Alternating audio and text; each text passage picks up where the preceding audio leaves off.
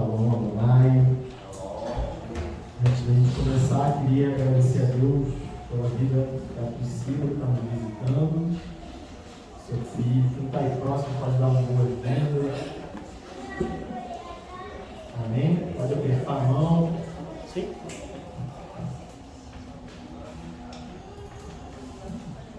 Amém. Glória a Deus, Michele também. Glória a Deus. Espero que tudo esteja bem lá.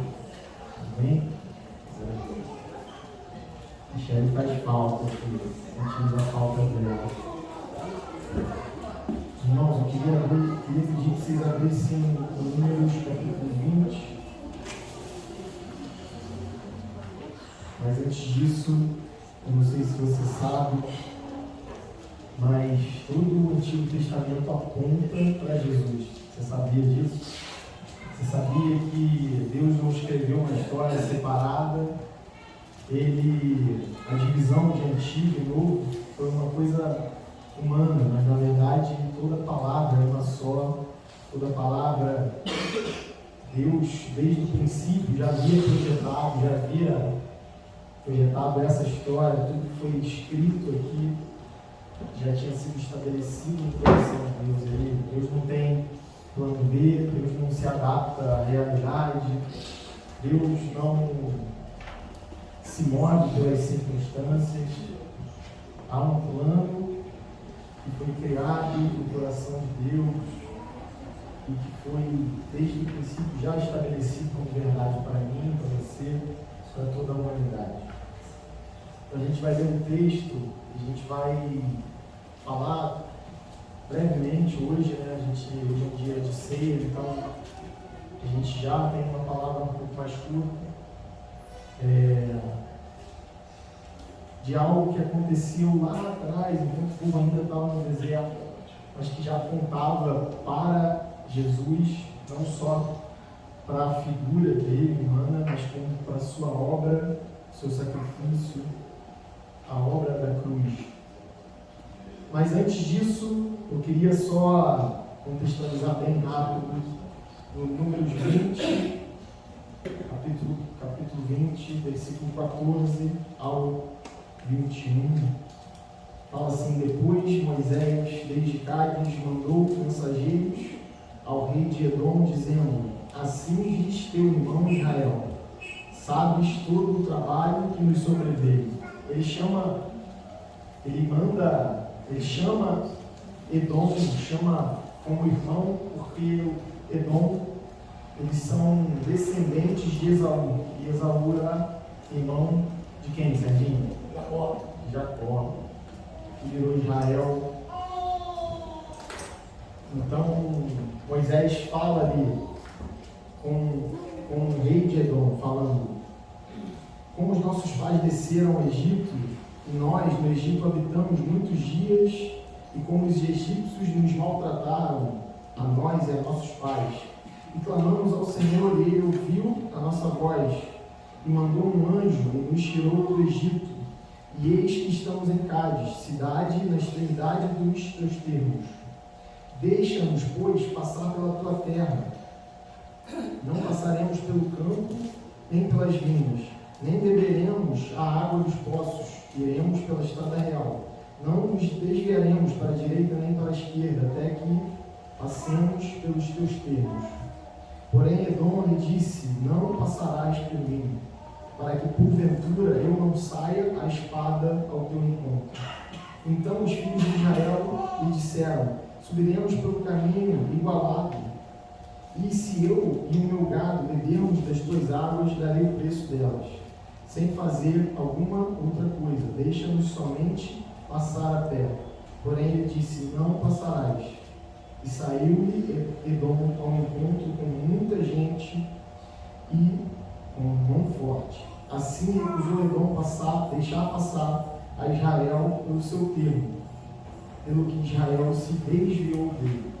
Então, nesse contexto, na ida à terra prometida, chegou um lugar que o povo precisava passar por dentro dele para seguir viagem de uma maneira mais rápida, mais segura, digamos assim. E talvez Moisés pensou, como eles são nossos irmãos, eles provavelmente nos deixarão passar e vai ser tranquilo, vamos passar, não vamos meter a mão em nada, não vamos, e se caso aconteça, nós pagaremos e passaremos de uma maneira mais tranquila possível. Mas Edom não permitiu. Frustrou os planos ali de Moisés, do povo, e não permitiu que o povo de Israel cortasse esse caminho, digamos assim.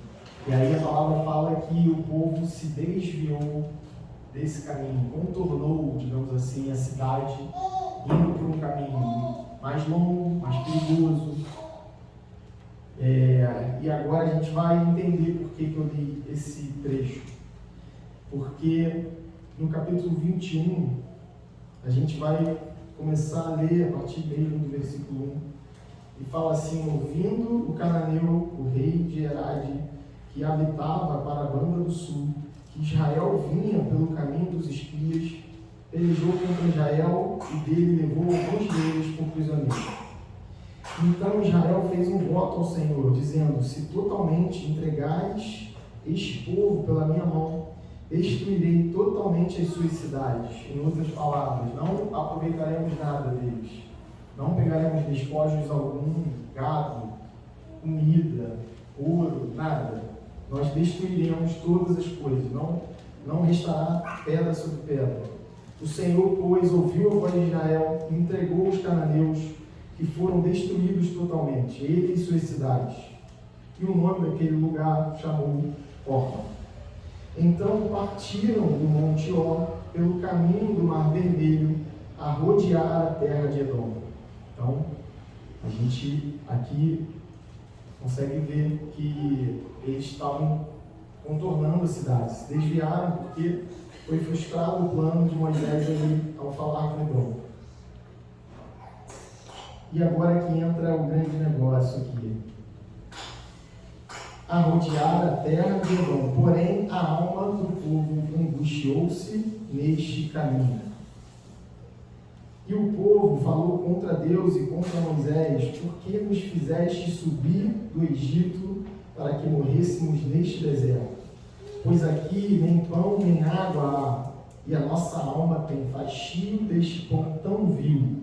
A nossa alma está enjoada de comer a mesma coisa, aquele chamado maná, e era a provisão de Deus para aquele povo. E aí a gente começa a entender o que aconteceu. Tudo é conforme o plano de Deus para as nossas vidas. Então, aquele homem, Edom, não permitir que o povo passasse por dentro da sua cidade, era plano de Deus para o povo de Israel. Por quê? Porque ao ser provado, é que nós revelamos o que há em nossos corações. É nas dificuldades que as pessoas ao nosso redor sabem o que passa nas nossas cabeças, digamos assim.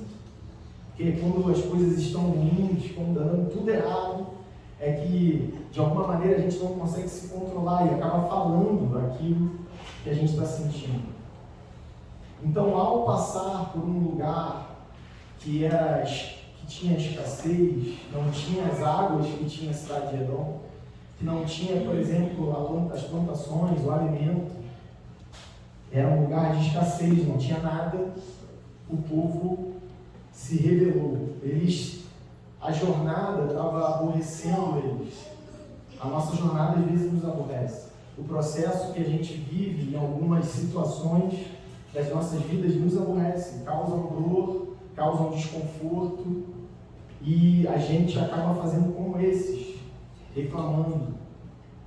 E a gente acaba reclamando daquilo que é provisão para as nossas vidas. O povo falou assim: a gente não aguenta mais, por que nós fomos tirados do Egito?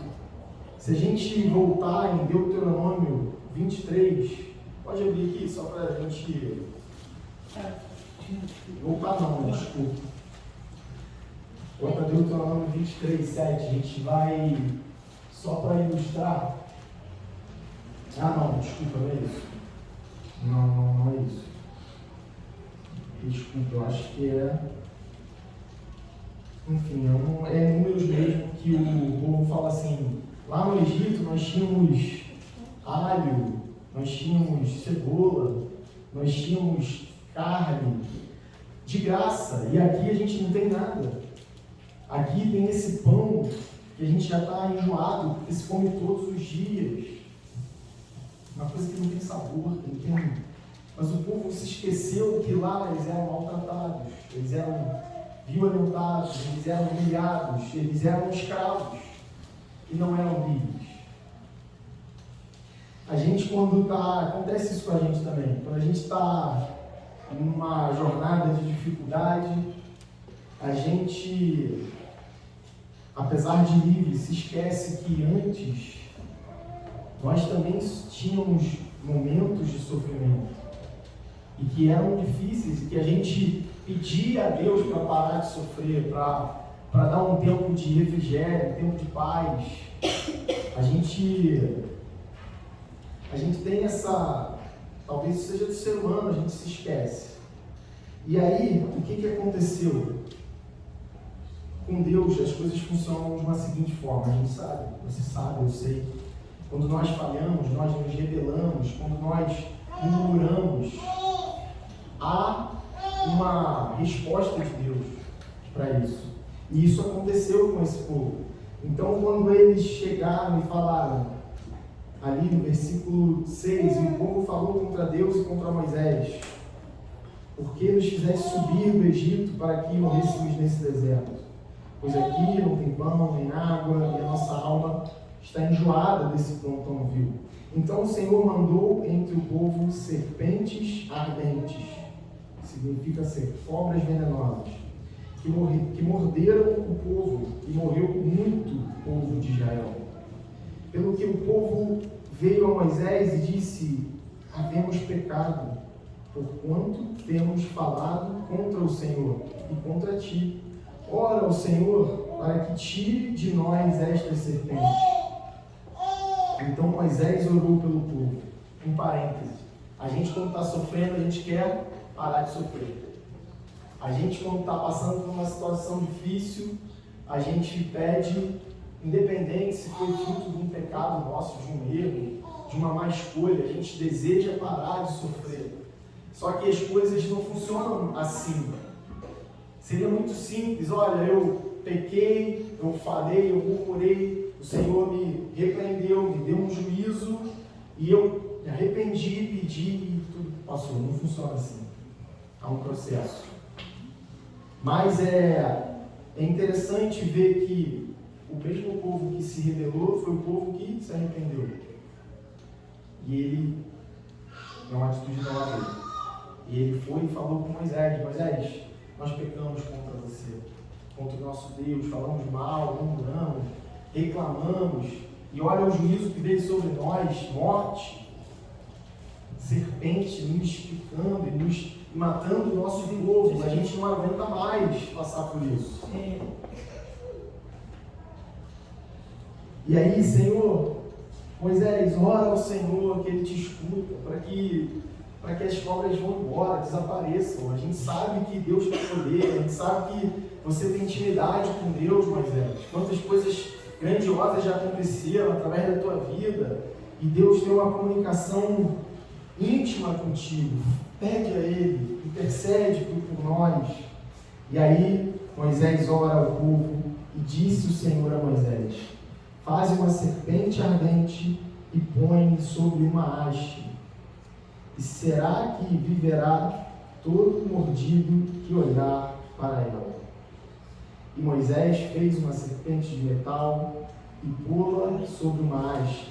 E era que, mordendo alguma serpente, alguém olhava para a serpente de metal e ficava vivo. Vocês conseguem... Essa história parece com a história de Jesus, né? E não foi um acaso. A serpente de bronze prefigurou o sacrifício de Jesus. Deus usou Moisés de uma maneira profética para nos falar todos aqueles que iriam ler Números 21, que o sacrifício que Jesus fez por nós, ele era parecido com essa serpente. E aí, acontece uma coisa muito interessante. Deus deu uma solução definitiva para aquele problema. Ele propôs ao povo uma solução. Só que dependia de uma contrapartida do povo. Não era tão simples assim, olha, então de agora em diante todos estão curados. De agora em diante todas as serpentes vão sumir, porque vocês se arrependeram. Mas não foi bem assim. Deus fez assim, olha, se vocês crerem, se vocês olharem para a serpente, todas as vezes que vocês forem picados, vocês serão curados. Vocês serão salvos. Então passou a ser uma escolha do povo em crer que ao olhar para aquela serpente, ele seria curado. A picada significa o pecado. E o olhar para a serpente ser curado significa, pela fé, ao olhar para o meu Salvador, eu serei curado. Os pecados, a justiça, a punição, foi toda para ele, não para mim. Então, quando Deus fez a serpente, e aí algumas pessoas podem entender que nesse momento, era um momento muito forte a questão da idolatria, o poder de curar não estava na serpente. A gente vai ver em algum capítulo de Reis, por exemplo, que um rei, acho que Ezequias, mandou destruir essa serpente, porque o povo acabou pervertendo o significado dessa serpente. Não era o significado de adoração a ela, mas era o significado de Deus, através daquela situação, daquela ideia, curar o povo. E aí a gente vai lá para João, se vocês puderem abrir, em João capítulo 3, no versículo 14, 15 e 16.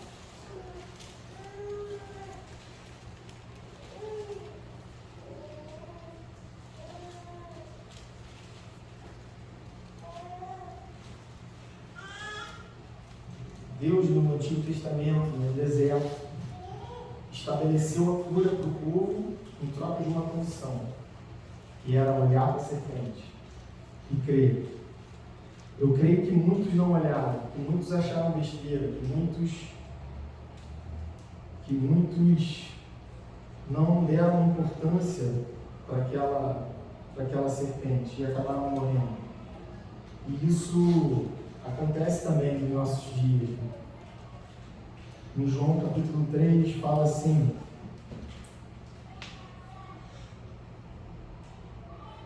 e como Moisés levantou a serpente do deserto, assim importa que o Filho do Homem seja levantado, para que todo aquele que nele crê não pereça, mas tenha a vida eterna. Porque Deus amou o mundo de tal maneira que deu seu Filho unigênito, para que todo aquele que nele crê não pereça, mas tenha a vida eterna. No versículo 15, para que todo aquele que nele crê não pereça, mas tenha vida eterna. E ele repete, para que todo aquele que nele crê não pereça, mas tenha a vida eterna. A ideia de Deus conosco não era acabar com o pecado. A ideia de Deus conosco era propor uma solução para as nossas vidas, que dependeria das nossas escolhas. Infelizmente, eu e você não temos a opção de não pecar. Essa opção só o homem teve. Só Adão teve a opção de não pecar. Uma vez que o pecado entrou na humanidade através de Adão, todos nós somos pecadores. A palavra fala que todos nós fomos destituídos da glória de Deus, precisamos nos reconectar a Ele, precisamos entrar na Sua presença de novo. E Jesus propõe isso para nós, entrar na presença de Deus através do sacrifício dele, através de eu entender o que foi feito na cruz. Então, quando ele fala que importa que o homem seja levantado, assim como aquela serpente no deserto foi levantada, é que eu preciso olhar para a cruz. Eu preciso olhar para Jesus, eu preciso principalmente me identificar com isso. Não basta eu vir à igreja, achar legal, entender e não me identificar com a cruz, e não me identificar com a obra da cruz. Porque muitos vão à igreja e muitos não conseguem se identificar. Paulo falou: eu estou crucificado com Cristo. Isso não significa que ele estava na cruz. A gente sabe como ele morreu. A gente sabe como ele morreu. Significa que Paulo, ao olhar para a cruz, e não fisicamente, porque ele também não estava lá, mas para ele entender o sacrifício de Jesus, ele não estava sendo morto, mas ele entendeu que o pecado dele levou Jesus para a cruz. Quando eu entendo que a punição que eu mereceria ter foi toda em cima do meu Senhor e Salvador, eu entendo que o que ele fez por mim foi muito maior que me dar uma chance de viver. Ele me deu a possibilidade de ter uma vida eterna junto com Deus. Isso precisa estar dentro do meu coração, porque se não tiver, eu vou continuar vivendo, eu vou vir à igreja por vir, eu vou vir à igreja porque eu gosto das pessoas, eu vou vir à igreja porque eu gosto do ambiente. Se eu não me identificar com a cruz, com a obra da cruz, com a salvação que me foi proposta, para mim vai ser como estar em qualquer outro lugar. E aí, interessante como que a salvação ela é estabelecida na nossa vida, pela fé. Pela fé, aquelas pessoas olharam para a serpente e foram curadas. Elas creram que Moisés estava falando a verdade. Pela fé, eu sou salvo. Eu não consigo enxergar em mim a salvação eterna ainda. Como aquelas pessoas no deserto que viram de fato a cura chegando até elas. Elas iam morrer, muitas pessoas morreram do lado delas e elas, ao olhar para a serpente, elas não morreram. Eu não consigo ver a salvação em mim hoje, mas pela fé eu creio que isso é verdade. Pela fé eu creio que isso não é uma história, porque a palavra fala que em outras palavras, eu tomo posse de algo que os meus olhos não conseguem ver. Pela fé eu tomo posse de uma verdade que ela ainda não é verdade para ninguém, mas eu consigo enxergar. Então, pela fé eu sou salvo.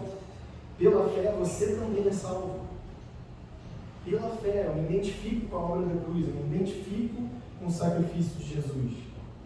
Pela fé, aquilo que eu oro pedindo ao Senhor vai se concretizar. Pela fé, os meus familiares serão alcançados. Pela fé, a minha igreja vai ser uma igreja relevante. Pela fé, pessoas subirão essas escadas e serão salvas e terão o coração convicto que elas são salvas, que elas são libertas.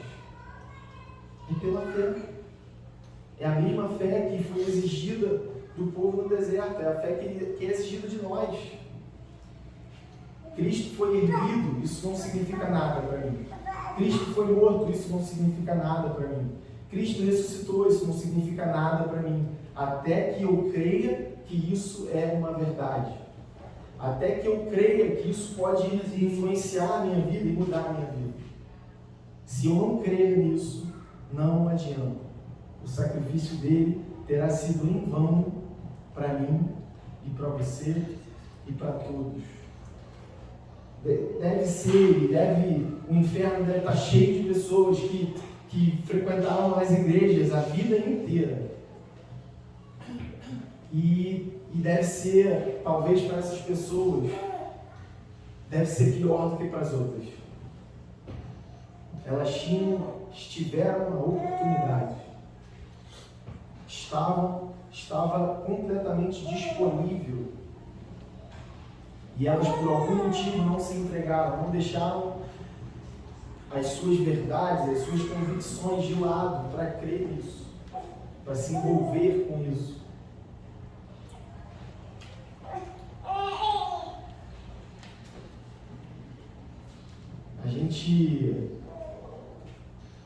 Esse tema está totalmente ligado com o tema da ceia, porque a minha identificação com a obra da cruz tem que me fazer ter a consciência do processo que Jesus passou para me salvar.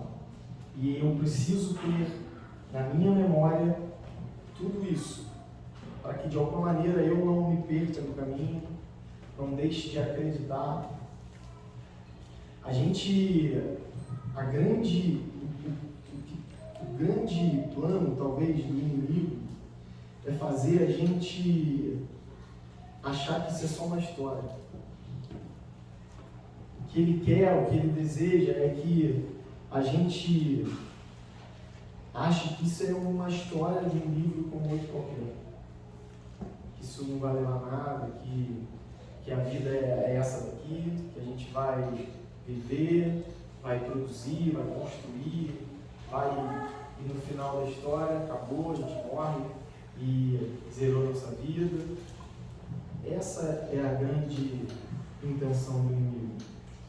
Ele não quer que eu e você venhamos a dar crédito à eternidade, a algo que a gente não consegue ver, não consegue imaginar, não consegue.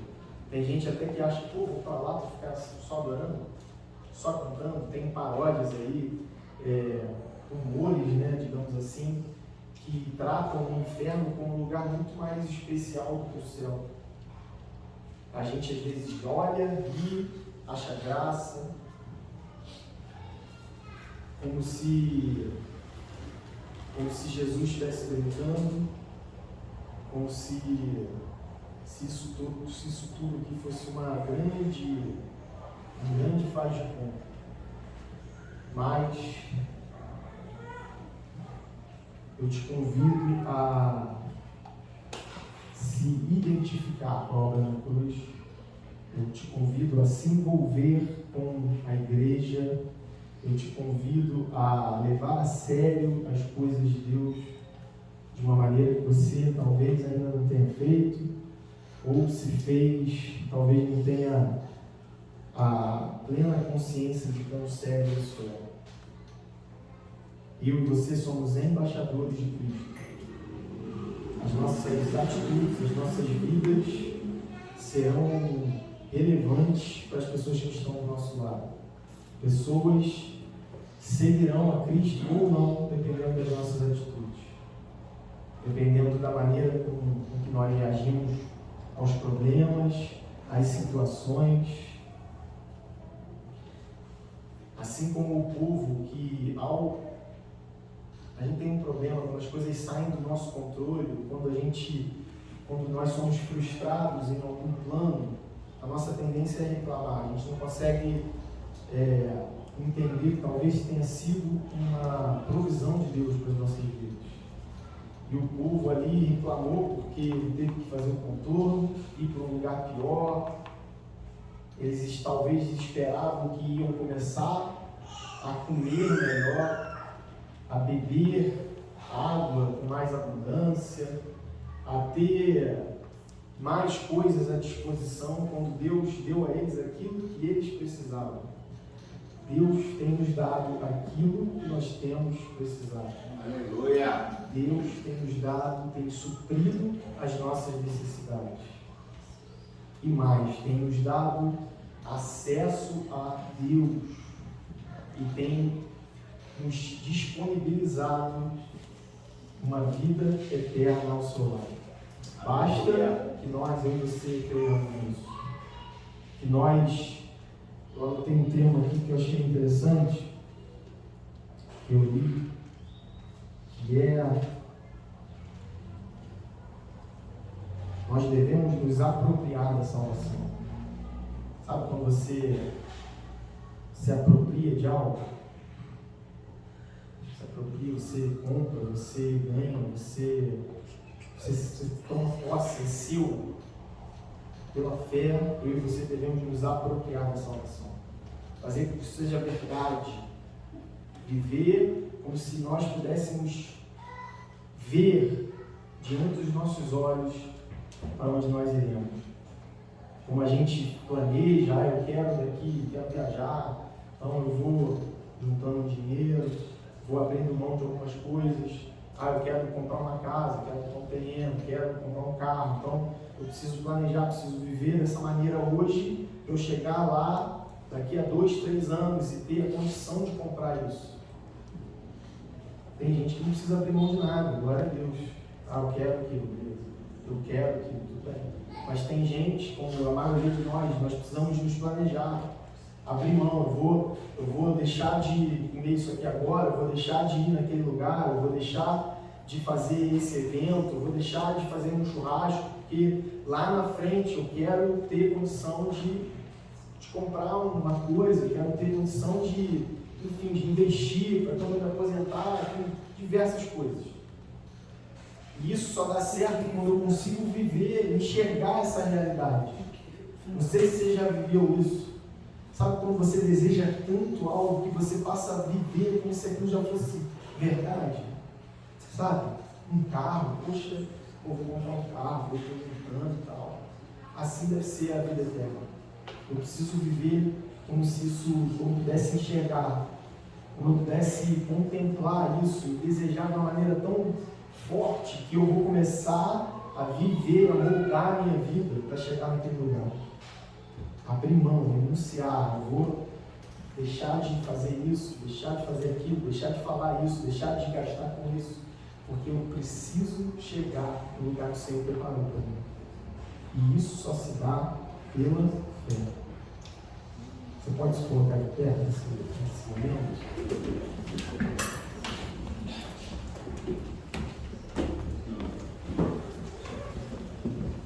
Aquele povo, de alguma maneira também ele prefigurou um povo que seria salvo. Por quê? Porque eles pecaram, eles sofreram com as consequências do pecado, e eles se arrependeram e chegaram até Moisés e reconheceram as atitudes que eles tinham feito, que eram erradas, equivocadas. E a gente sabe que para ter acesso à salvação a gente precisa de arrependimento e fé. Então nessa noite eu queria fazer primeiro uma pergunta. Você já reconheceu que você é um pecador? Você já reconheceu que você comete falhas? Eu já. Esse é um grande ponto para nós sermos curados, salvos. É reconhecer as nossas falhas. Amém.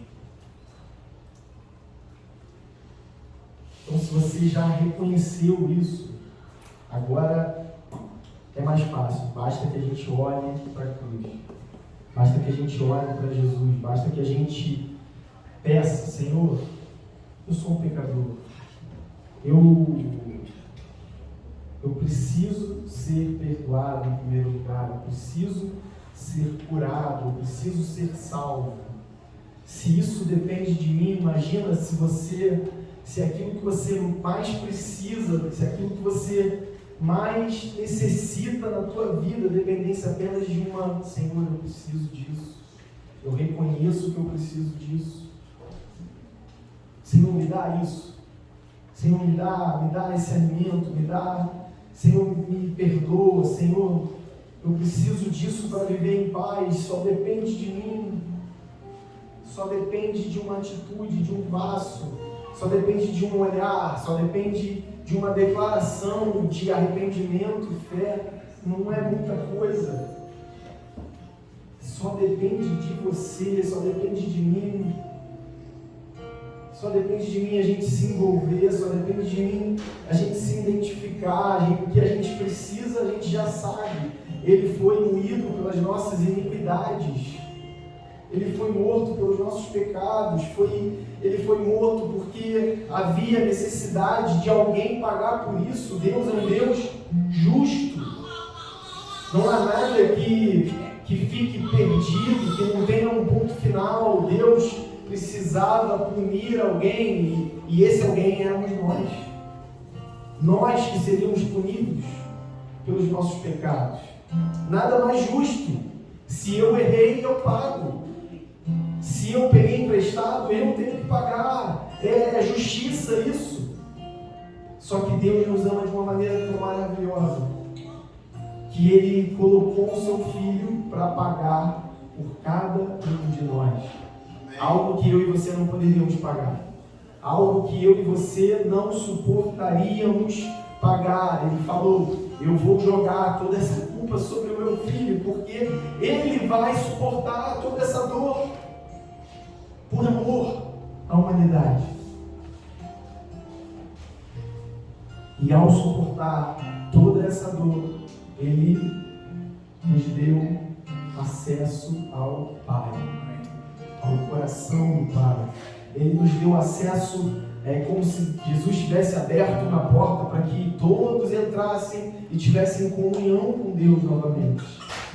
A porta que estava fechada pelos nossos pecados, a porta que não poderia ser aberta, porque nós, pecadores, iríamos sujar aquele lugar com as nossas maneiras de viver, a maldade que há em nosso coração, com a falta de arrependimento, com a nossa ideia de que nós somos sempre certos e errado é o outro.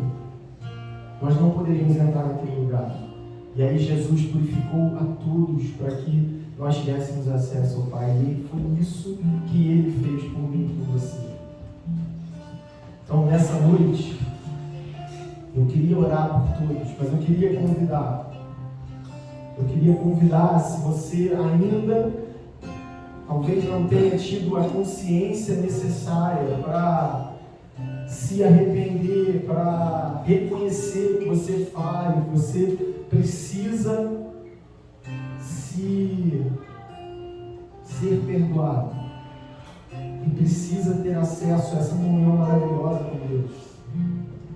Que você precisa ser salvo, por mais que isso não seja uma realidade na sua vida, por mais que você não consiga enxergar essa salvação, esse lugar onde Jesus disse que Ele iria preparar para todos nós, esse lugar que Ele prometeu que estaria com aquele ladrão que falou: Senhor, lembra de mim quando entrares no teu reino. Jesus falou: hoje mesmo estarás comigo no paraíso. Que paraíso é esse? Que eu não consigo enxergar, porque eu vivo num mundo cheio de dificuldades, de dor, de maldade, de dúvidas. Eu queria te convidar, eu não vou ficar chateado se ninguém vir, mas eu queria te convidar, se você sair do seu lugar, você vai estar declarando, não para mim, mas para Deus, que você reconhece que você é pecador, que você falha e que você quer ser salvo. Fica à vontade, meu irmão. Se você fizer isso, você vai estar declarando para mim. É um processo, é difícil.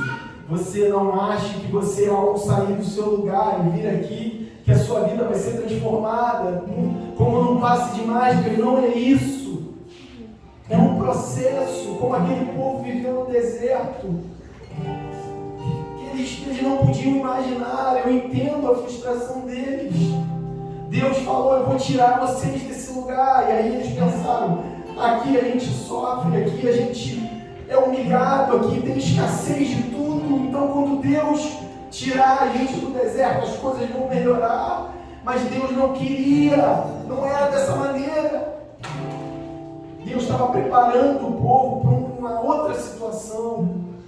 Quando você aceita o Jesus no seu coração, se você não continuar buscando, desejando isso não vai representar nada na sua vida. Isso é só o início de uma caminhada. É como se você decidisse hoje eu vou andando daqui a Cachoeira de Macacu. E aí no primeiro quilômetro você fala: vai demorar muito. Vou parar por aqui. Vou desistir. O sonho, o projeto vai ficar por água abaixo. você não vier com uma decisão certa de que você quer uma mudança, uma transformação, nada vai mudar.